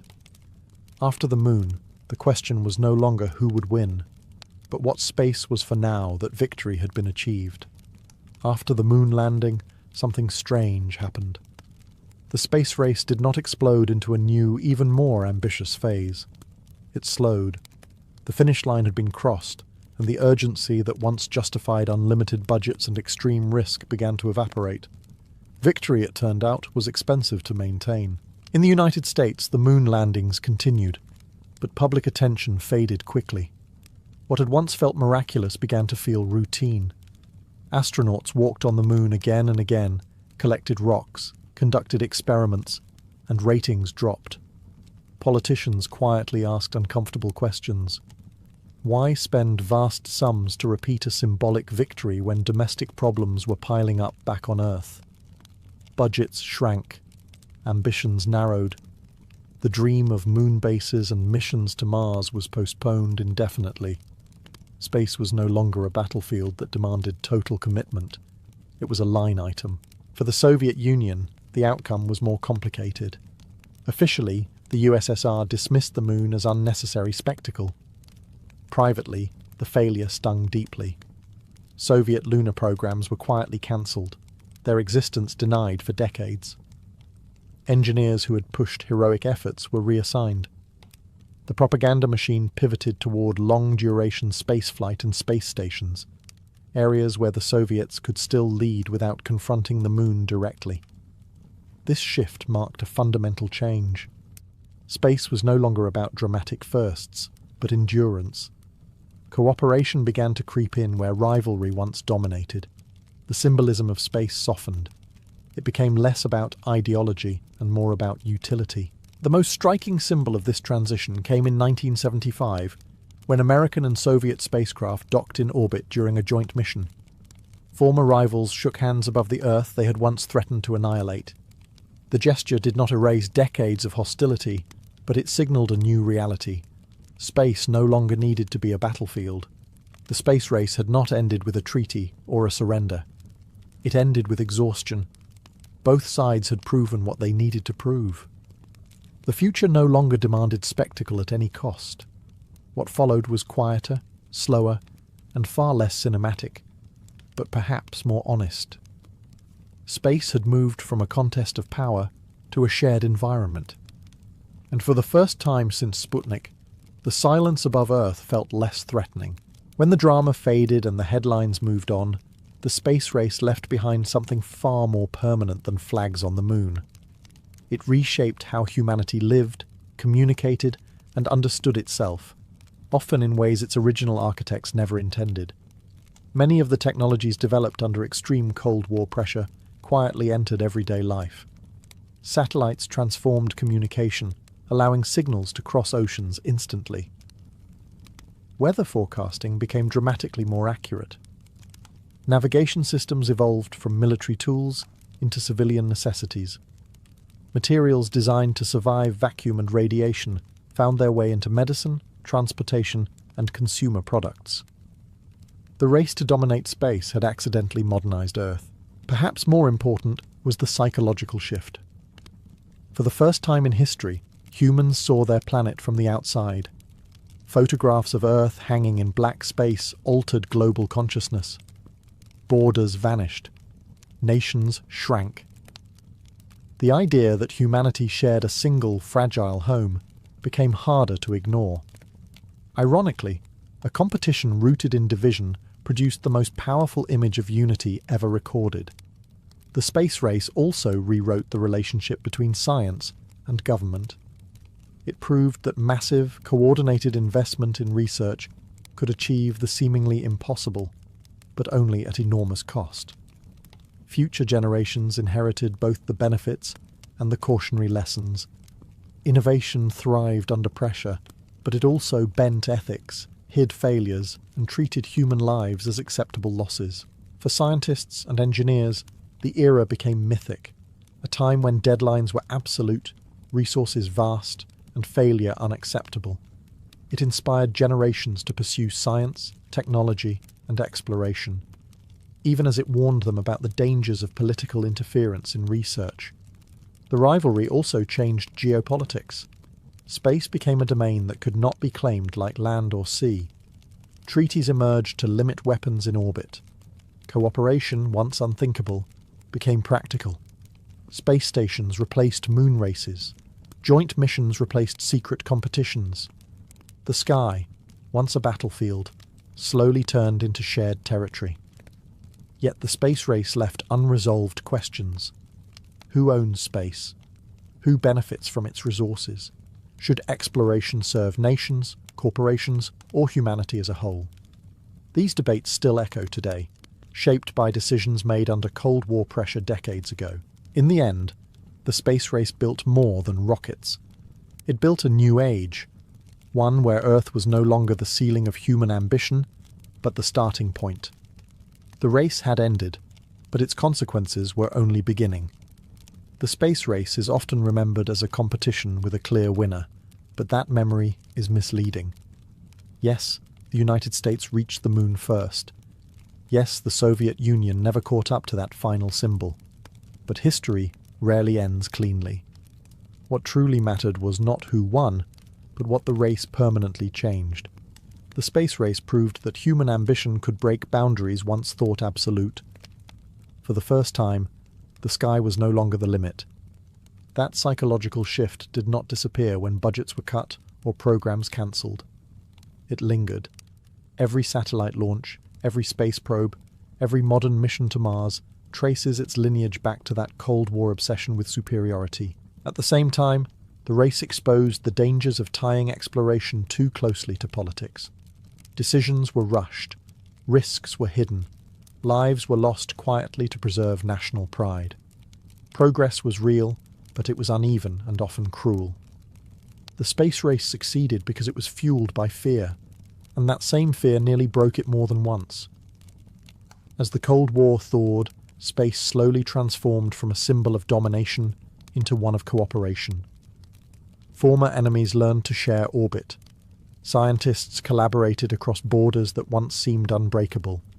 The sky no longer echoed with ideological threats, but with radio signals carrying shared data and joint missions. Yet the legacy remains unresolved. Space is once again becoming competitive. New nations and private companies now chase prestige, resources, and strategic advantage beyond Earth. The old questions have returned in modern form. Who controls space? Who profits from it? Who is allowed to dream beyond the planet? The space race offers a warning and a promise. It shows how quickly ambition can turn exploration into conflict, but it also shows what humanity can accomplish when it dares to aim higher than survival alone. In the end, the most important outcome of the space race was not a footprint on the moon or a flag planted in dust.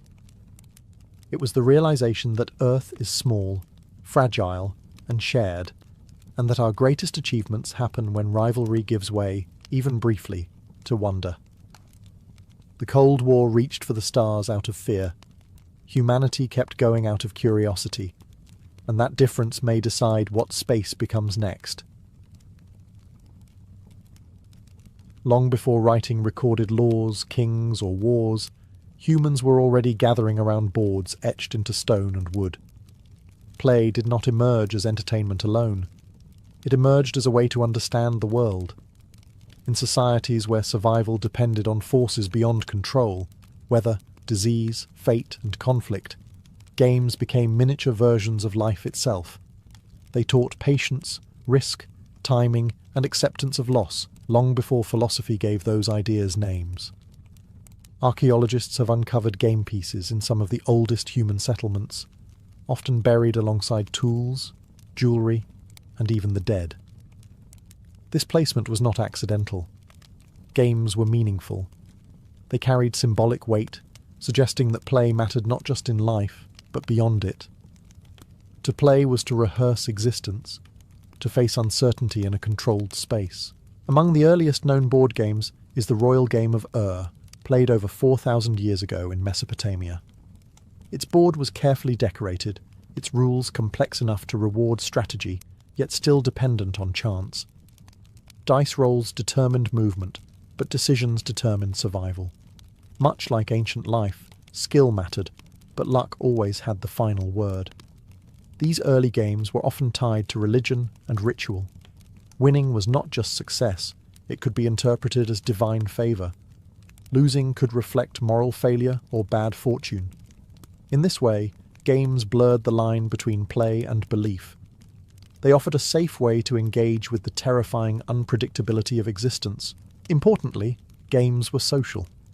They created shared rules in a world that often lacked fairness. Two players could sit as equals, bound by agreed constraints, even if their real lives were shaped by hierarchy and power. In that sense, board games were quietly radical.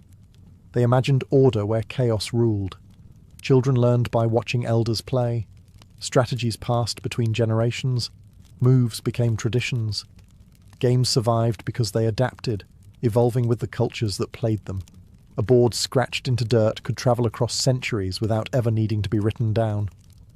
By the time history began recording kings and conquests, games were already ancient.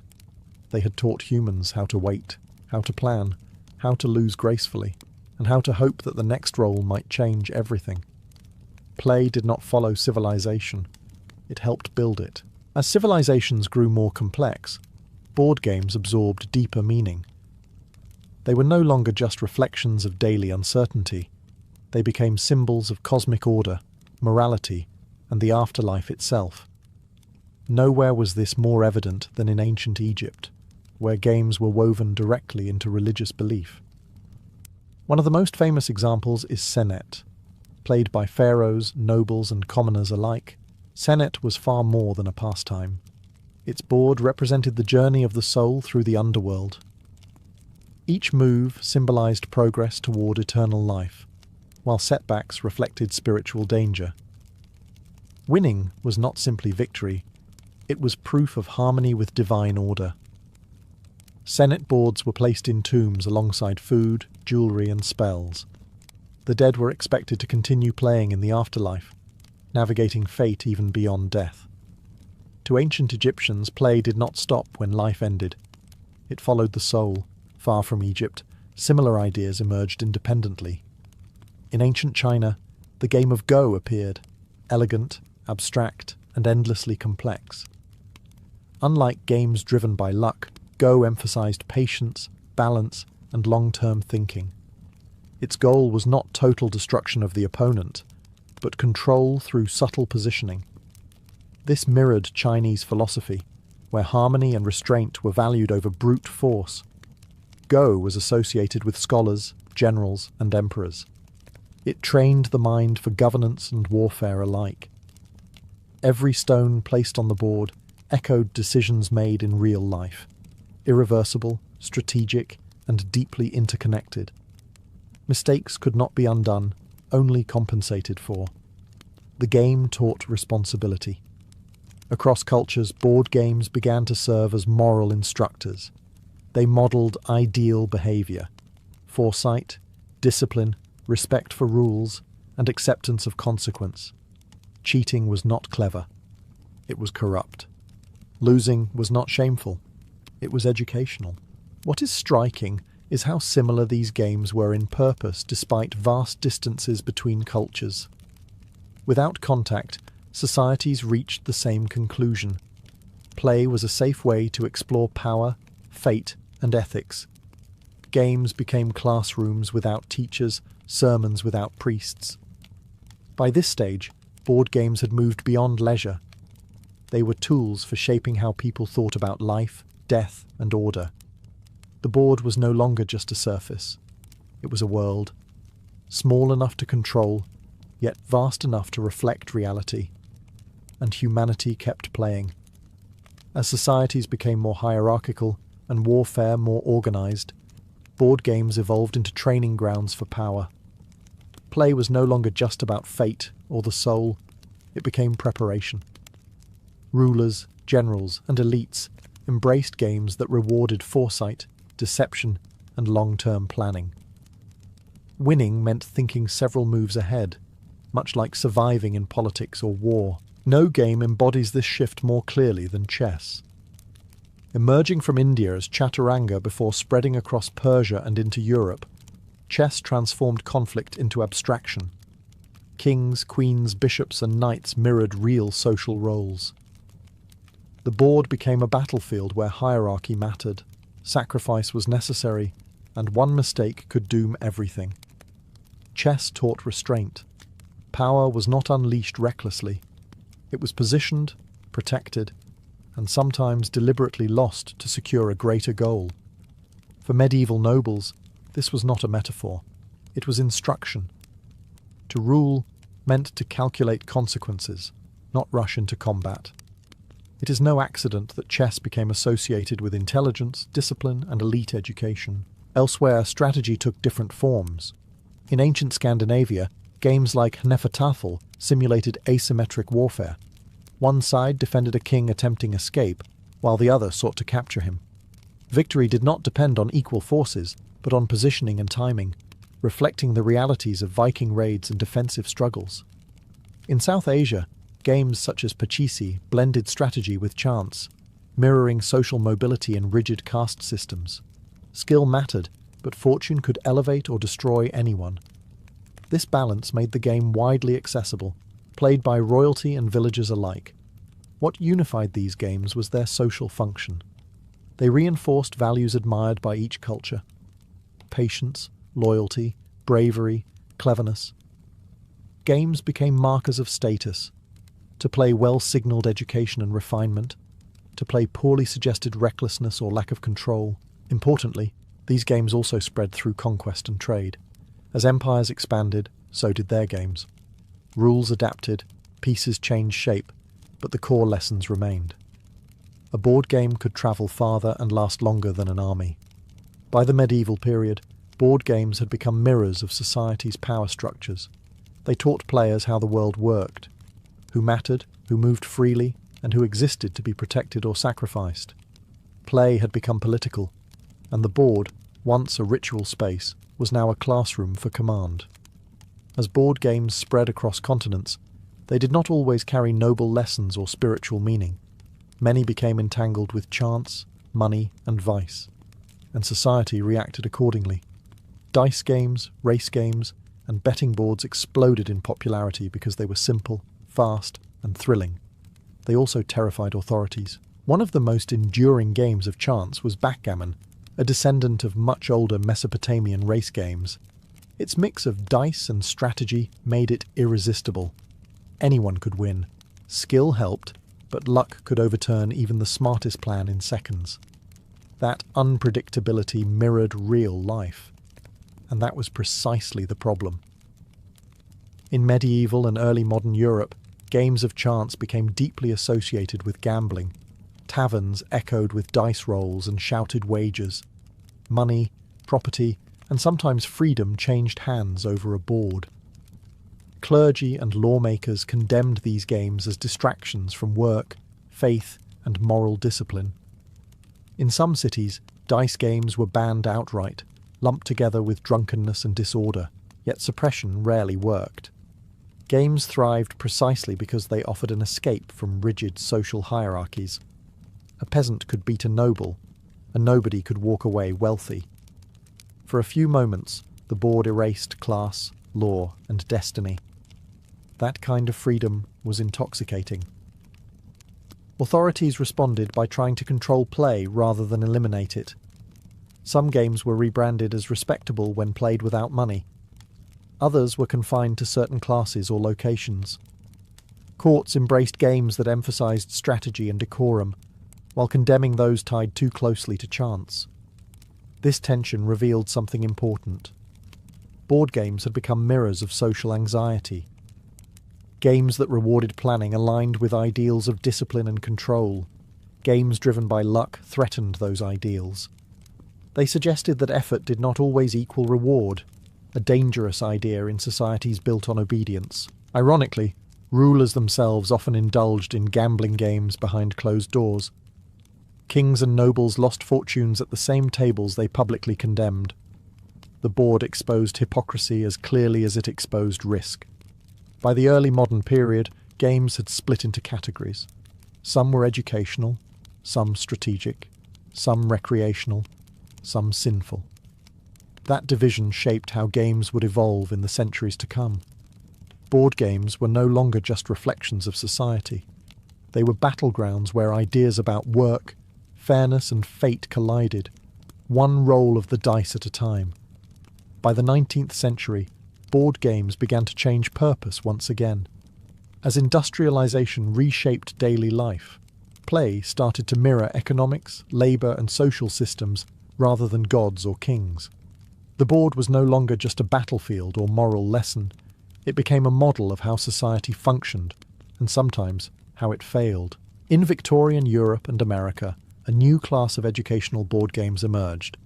These games taught children geography, history, punctuality, and obedience. Progress along the board rewarded discipline and hard work. Falling behind meant punishment or delay. The message was clear. Success came from following rules and staying on track. Play quietly reinforced the values of an industrial world that demanded order and productivity. But not everyone accepted that message without question.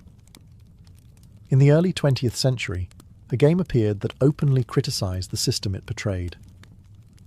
Created by Elizabeth Magee, The Landlord's Game was designed to expose the dangers of monopolies and unchecked wealth. Players experienced how land ownership concentrated power and crushed competition.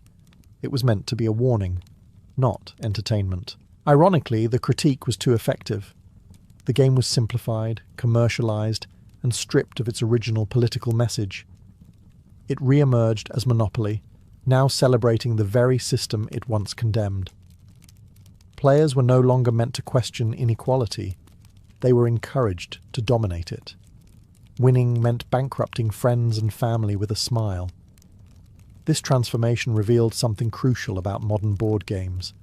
They were no longer just reflections of society. They could be tools of ideology. A set of rules could normalize greed, competition, or cooperation depending on how the game was framed. Play shaped belief. Monopoly's success was explosive. It became a household staple, teaching generations how rent, ownership, and debt worked, often before they encountered them in real life. The board became preparation for adulthood in a capitalist world. At the same time, cooperative games and moral alternatives continued to exist quietly, offering different visions of success. But mass popularity favored competition. Winning mattered. Accumulation mattered. By the early 20th century, board games had become cultural mirrors with sharp edges. They taught players not just how to play, but how to think about power, money, and each other. The board was no longer ancient or sacred. It was modern, and it was teaching lessons every time someone rolled the dice. As the 20th century progressed, board games absorbed the fears and ambitions of a world shaped by global conflict. 2 world wars, nuclear tension, and ideological standoffs transformed how people thought about strategy, territory, and control. Naturally, those anxieties found their way onto the board. Games began to simulate global domination and military logistics. One of the clearest examples was Risk, which turned the world map into a battlefield of probability and ambition. Players commanded armies, invaded continents, and calculated odds with every roll of the dice. Victory required not just aggression, but diplomacy, timing, and betrayal. Alliances were temporary. Trust was conditional. It felt uncomfortably familiar to anyone living through the Cold War. Unlike chess, where information was perfect and symmetrical, Risk embraced uncertainty. Dice could ruin even the best plan. This randomness echoed modern warfare, where technology, intelligence, and chance collided unpredictably. The game taught a subtle lesson. Power was never absolute, and dominance was always fragile. At the same time, other games moved in the opposite direction. Scrabble turned inward, rewarding language, literacy, and creativity rather than conquest. In a century defined by destruction, Scrabble offered something gentler, competition through vocabulary rather than violence. It reflected the rise of education, mass literacy, and the belief that intellect could be playful rather than elitist. What united these games was their migration into the living room. Board games became family rituals, not elite pastimes. Mass production made them affordable. Advertising framed them as wholesome, bonding experiences, even when their mechanics were ruthless. Children learned negotiation from Risk, spelling from Scrabble, money management from Monopoly, often without realizing they were being trained. These games also reflected a changing pace of life. As work became more abstract and bureaucratic, games offered clear rules and visible outcomes. You could see progress. You could win. In a confusing world, the board provided clarity. Yet even in leisure, tension remained. Games taught competition as normal, loss as instructive, and rules as sacred. They mirrored the systems people lived under, reinforcing ideas about success and failure. By mid-century, board games were no longer niche or ancient curiosities. They were cultural infrastructure, quiet teachers shaping how millions thought about conflict, cooperation, and control. The world was changing fast. The board kept up. By the late 20th century, something unexpected happened. After decades of mass-market games dominated by luck, elimination, and endless repetition, players began to want more. They wanted decisions to matter. They wanted stories, tension, and fairness. Quietly at first, then all at once, board games evolved again. This shift began most clearly in Germany, where designers rejected long player elimination and punishing randomness. Instead, they focused on systems that rewarded planning, balance, and participation until the very end. These games became known as Euro games, and they changed everything. One of the most influential was Settlers of Catan. There were no armies, no global domination, and no player was ever knocked out. Victory came through negotiation, resource management, and timing. Trade replaced war. Cooperation and competition coexisted uneasily, much like modern economies. The game was tense, social, and deeply strategic, and it felt new.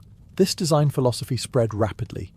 Games like Carcassonne and Ticket to Ride emphasized spatial planning, incremental advantage, and accessibility. They were easy to learn but difficult to master. Importantly, they respected the player's time. Sessions ended predictably. Losses felt earned, not arbitrary. At the same time, hobbyist communities exploded. Dedicated game stores, conventions, and online forums connected players across countries. Designers became known by name. Rule sets became experimental. Themes expanded beyond war and wealth into farming, disease control, storytelling, and survival. Games were no longer just products. They were authored experiences. This era also reintroduced cooperation in a meaningful way. In games like Pandemic, players worked together against the system itself. The enemy was not each other, but collapse. Winning required communication, sacrifice, and trust. It reflected a growing awareness that modern problems were shared and could not be solved alone. What made this revolution significant was not complexity, but intention. Designers asked new questions. What emotions should a game create? What behaviors should it reward? What stories should emerge naturally from play? For the first time in centuries, board games were no longer simply mirroring society. They were actively imagining alternatives, and players noticed. At the turn of the 21st century, many assumed board games were finished. Video games dominated attention. Screens were faster, louder, and endlessly updated. Why sit around cardboard and wooden pieces when entire worlds lived behind glass? For a moment, it seemed inevitable that board games would fade into nostalgia. They did not. Instead, something unexpected happened. As life became increasingly digital, board games gained a new appeal precisely because they were physical. You had to sit together. You had to touch pieces, read faces, argue, negotiate, and laugh in real time. In a world of online avatars and endless scrolling, board games offered presence. Modern designers leaned into this strength. Games became more tactile, more beautiful, more deliberate. Artwork mattered. Components felt substantial. Opening a box became part of the experience. A board game was no longer just rules. It was an object, a ritual, a shared table. At the same time, themes expanded dramatically. Games explored history, ecology, psychology, and narrative in ways once reserved for novels or films. Story-driven games blurred the line between play and storytelling, allowing players to shape outcomes through choice rather than chance. Legacy games introduced permanence. Decisions made in one session permanently altered the board for the next. Consequences mattered again. Ironically, digital tools helped fuel this revival. Online forums, crowdfunding platforms, and video reviews connected designers directly to players. Small studios could reach global audiences. Risky ideas found supporters. Innovation accelerated. Board games also adapted, rather than resisted technology. Apps assisted setup, tracked hidden information, or added atmosphere without replacing human interaction. Screens became tools, not replacements. The heart of the experience remained face-to-face. What truly saved board games, however, was emotional fatigue. Digital life is fast, fragmented, and isolating. Board games are slow, focused, and communal. They demand attention and reward it. You cannot multitask. You must be present. In this sense, modern board games became a quiet rebellion. They resisted speed. They resisted isolation. They insisted that play was something done together, not consumed alone. Far from being obsolete, board games found a new role. They became anchors in a distracted world, spaces where rules were clear, time was shared, and human connection mattered more than efficiency. The screen did not kill the board. It reminded people why the board mattered in the first place. After thousands of years, the most remarkable thing about board games is not how much they have changed, but how little their core purpose has shifted. From carved stones in ancient settlements to beautifully illustrated modern boxes, board games continue to do what they always have: bring people together to practice being human. At their heart, board games are shared agreements. Everyone at the table accepts the same rules, the same limits, and the same risks. In a world that often feels unfair or chaotic, that agreement matters. It creates a temporary society where outcomes are visible, consequences are clear, and everyone begins on equal ground. For a few hours, the world makes sense. Board games also preserve something increasingly rare: slow interaction. They require patience. You wait your turn. You watch others succeed or fail. You learn to manage frustration, disappointment, and restraint. These are not flashy skills, but they are essential ones, and play teaches them gently. Across history, board games have reflected the concerns of their time. Ancient games wrestled with fate and the afterlife. Medieval games mirrored hierarchy and war. Industrial games modelled economics and productivity. Modern games explore cooperation, scarcity, systems, and survival. Each era leaves its fingerprint on the board, but board games also outlast those eras. Empires fall, technologies change. Yet the act of sitting across from another person, negotiating rules and rolling dice, remains meaningful. Grandparents teach games to grandchildren. Rules are misremembered. House variations emerge. Laughter replaces precision. The game evolves through people, not despite them. This is why board games endure when so many forms of entertainment burn out quickly. They are not passive. They ask something of you: attention, emotion, presence. You cannot scroll through a board game. You must engage. In recent years, as life has grown faster and more fragmented, board games have quietly reclaimed an old role. They are excuses to gather, to unplug, to argue harmlessly, to cooperate, to compete without consequence, to lose without ruin. They remind us that play is not childish. It is foundational. It is how humans test ideas, rehearse conflict, and practice empathy in a space where failure is allowed. From the royal game of to the modern tabletop renaissance, the board has always been more than wood and cardboard. It is a mirror, a classroom, and a meeting place. And as long as humans want to connect face to face, to think, to laugh, to challenge one another, the board will never be empty.